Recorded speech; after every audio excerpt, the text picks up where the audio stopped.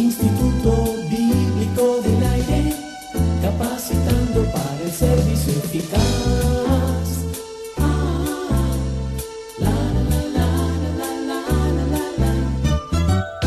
Saludos, apreciable estudiante del Instituto Bíblico del Aire. Reciba usted la más cordial bienvenida a este nuevo programa.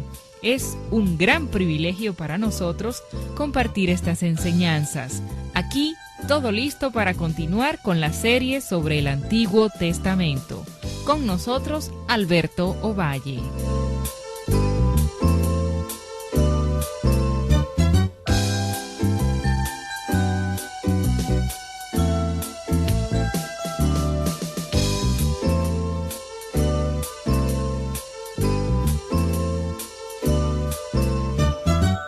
Saludos, estudiante del Instituto Bíblico del Aire.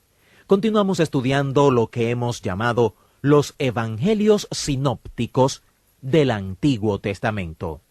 Estamos viendo los libros de Esdras y Nehemías, y aunque estos libros son muy similares, las personas que lo escribieron fueron muy distintas. Hablemos primeramente acerca de Esdras, el hombre. Esdras fue un gran hombre. Su contribución fue grande. Todo el ministerio de Esdras tuvo que ver con la promoción de un gran avivamiento de interés en las Escrituras. Ya que él vivió durante el cautiverio, él no podía ser un sacerdote en funciones normales. Dice que Esdras no se desanimó con esto, sino que preparó su corazón para buscar la palabra de Dios y hacerla y enseñarla en el pueblo de Israel. Este es un hermoso versículo en Esdras capítulo 7 y el versículo número 10. Este versículo nos bosqueja la vida del hombre. La vida de Esdras parece estar dividida en 3 períodos. El primer tercio de su vida fue la preparación. Nos dice el texto que dedicó su corazón a la palabra de Dios.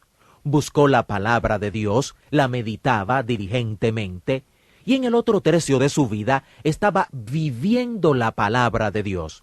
Se dio a sí mismo a hacer lo que la palabra de Dios decía. Y luego el tercer tercio de su vida, él quería enseñar, quería compartir enseñando.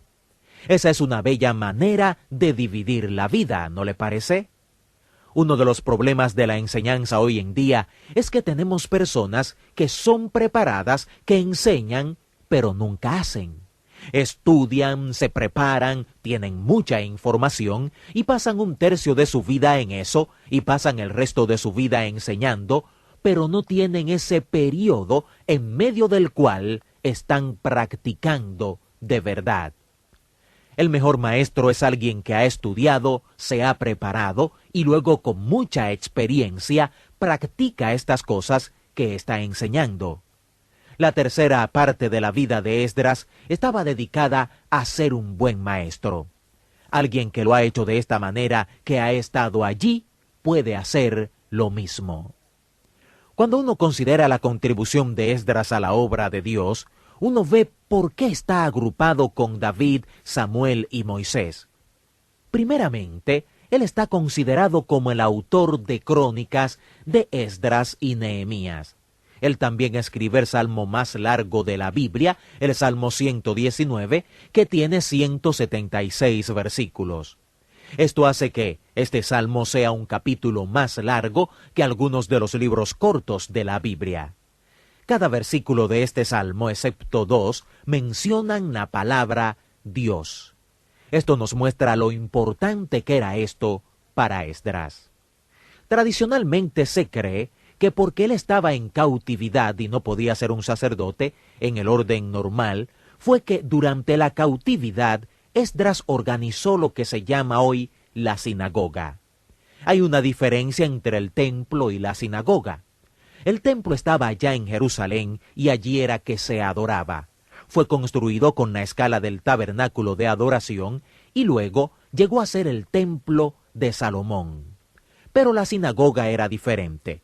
Una sinagoga se parece mucho a nuestras escuelas dominicales y las sinagogas fueron comenzadas por Esdras en la cautividad posiblemente. Mucha gente piensa que nuestras escuelas dominicales están estructuradas bajo la idea de la sinagoga.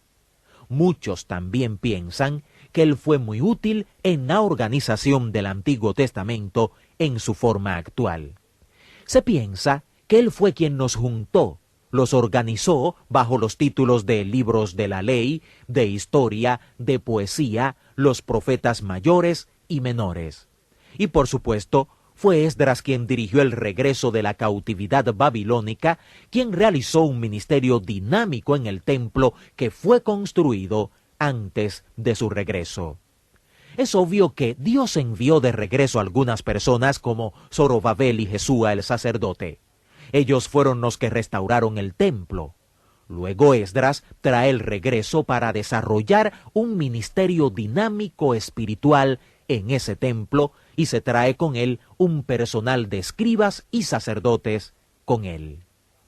El libro de Esdras nos va a dar un mensaje que tiene que ver con la obra de Dios.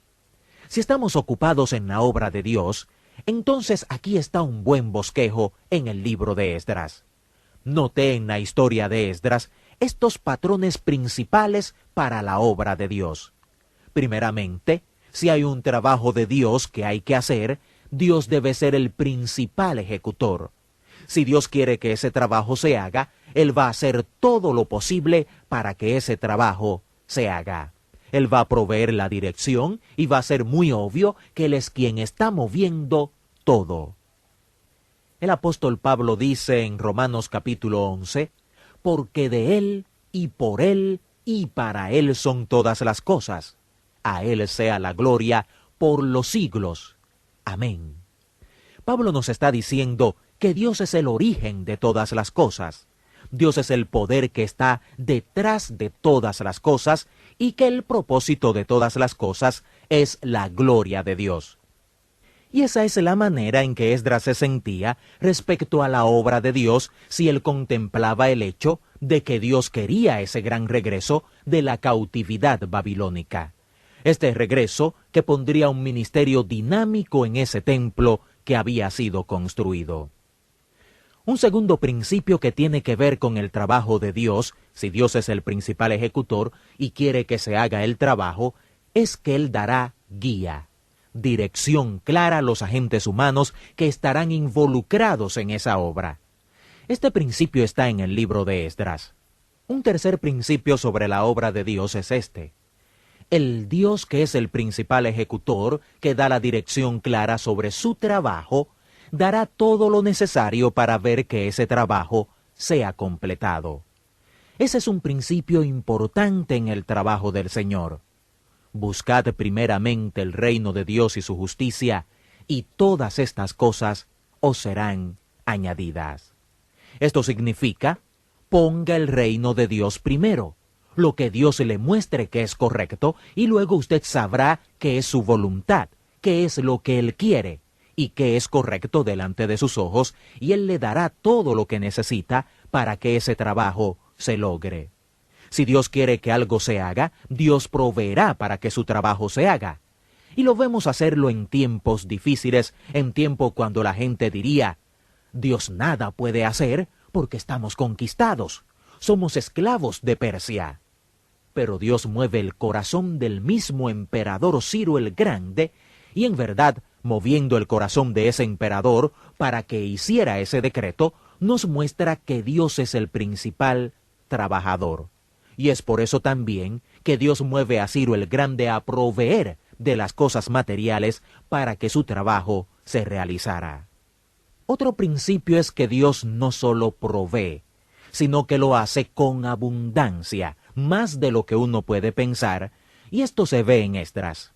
Ellos no tenían escasamente lo suficiente, sino que tenían más que suficiente para regresar y hacer la reconstrucción. Un quinto principio sobre el trabajo que usted ve en el libro de Esdras es el siguiente.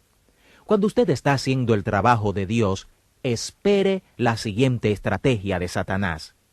El más grande enemigo de lo mejor es lo bueno. Un pasaje muy interesante es el que se encuentra en Esdras 3, 10 al 13. Dice así, Y cuando los albañiles del templo de Jehová echaban los cimientos, pusieron a los sacerdotes vestidos de sus ropas y con trompetas, y a los levitas, hijos de Asaf, con címbalos, para que alabasen a Jehová, según la ordenanza de David, rey de Israel. Y cantaban, alabando y dando gracias a Jehová, y diciendo, porque Él es bueno, porque para siempre es su misericordia sobre Israel. Y todo el pueblo aclamaba con gran júbilo, alabando a Jehová, porque se echaban los cimientos de la casa de Jehová. Y muchos de los sacerdotes, de los levitas y de los jefes de las casas paternas, ancianos que habían visto la casa primera, viendo echar los cimientos de esta casa, lloraban en alta voz, mientras otros daban gritos de alegría, y no podía distinguir el pueblo el clamor de los gritos de alegría de la voz del lloro, porque clamaba el pueblo con gran júbilo y se oía el ruido desde lejos. Esta es una elocuente ilustración de la verdad. El gran enemigo de lo mejor es lo bueno. Allí están estos jóvenes, quienes no vieron el templo original que pudiera representar lo mejor de Dios, y cuando se echaban los fundamentos para este segundo templo, estos jóvenes gritan de alegría. Es lo más hermoso que se ha visto. Pero los viejos que habían visto el templo original lloraban porque, por comparación, este era nada delante del otro. Imagínese usted cuando esté en el cielo y se pare delante del trono de Cristo, ¿cuáles serán sus emociones? Cuando Cristo le diga, déjame mostrarte todo lo que pudiste haber hecho. Esto es lo que invertí en ti. Aquí estaba tu don y tu talento. Este es el trabajo que yo quise verte hacer, y ahora vamos a ver qué hiciste. ¿Será entonces cuando aprenda que el enemigo de lo mejor es lo bueno? Esta es una buena ilustración aquí en Esdras y otro principio de la obra de Dios. Satanás tratará de derrotarle para que no haga el trabajo de Dios. Le dirá, haz algo bueno, pero no lo mejor. Hay muchos principios más como estos en Esdras, pero tendremos que estudiarlos en nuestra próxima lección. De esta forma concluimos otra importante clase sobre el Antiguo Testamento en el Instituto Bíblico del Aire. Esperamos que haya sido de gran edificación para usted. Si así ha sido, nos gustaría recibir noticias suyas. Le invitamos a escribirnos y contarnos cómo estos estudios le ayudan en su crecimiento espiritual. Al escribirnos, no olvide solicitar los materiales de estudio disponibles completamente gratis para la serie del Antiguo Testamento. Esta es nuestra dirección: Instituto Bíblico del Aire, apartado 2805, Miami, Florida, 33265, Estados Unidos. O al correo electrónico iba@transmundial.org. Le esperamos nuevamente en el aula virtual del Instituto Bíblico del Aire para nuestra próxima clase. Instituto Bíblico del Aire, capacitando para el servicio eficaz.